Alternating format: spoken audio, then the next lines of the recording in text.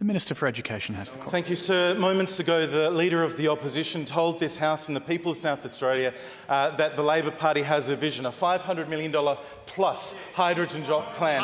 That plus, Mr Speaker, refers to the $500 million extra that they didn't consider including in their document because they failed to notice that you actually need to build the whole system.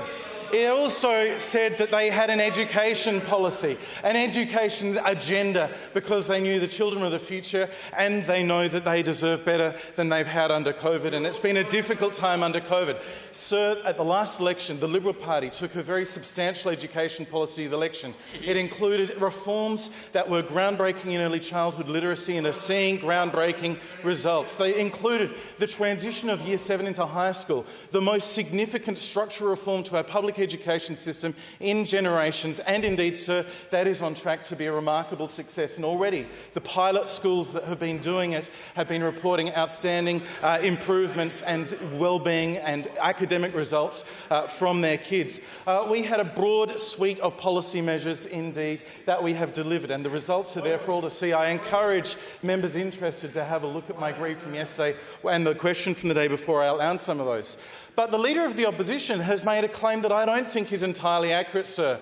The Leader of the Opposition has said that they have taken a substantial education policy and announced it to the people of South Australia before the election. They have released a number of headlines, sir, with a garbled, unsustainable and internally incoherent and inconsistent set of remedies to the issues they face. Yesterday, sir, I took the House through how the principal firing and hiring so-called announcement was in fact a damp squib, that the changes they're proposing to principals firing underperforming staff were indeed a little more than a one-week difference in a performance management, unless, of course, they're proposing to take away teachers' work cover rights.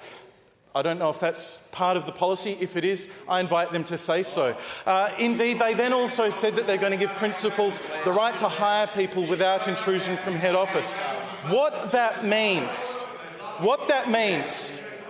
if you are not giving any advice to the people of South Australia about what that means, then you are doing them a disservice, because most of the people in this circumstance who are not necessarily the first choice are people who have permanency.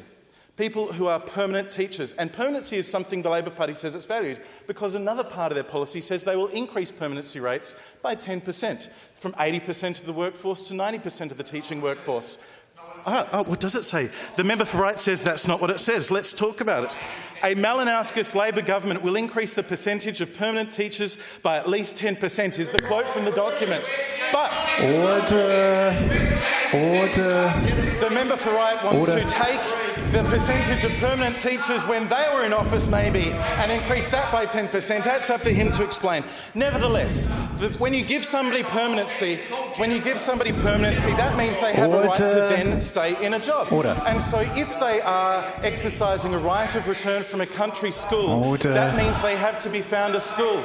Interjections are becoming if the Leader of the spirited. Opposition is proposing to take away their right to return to the city after 5 or 6 years, well, then let them say so, because if that is the case, then I, sir, submit to you that it will be very, very hard to attract teachers to the country in the first place. I invite the member for Right to consult with any teacher in a country school, any principal of a country school, and ask them if they are happy to take away that right of return, which this government is not proposing to take away. The Labor Party's third part of improving teaching in the country through the ongoing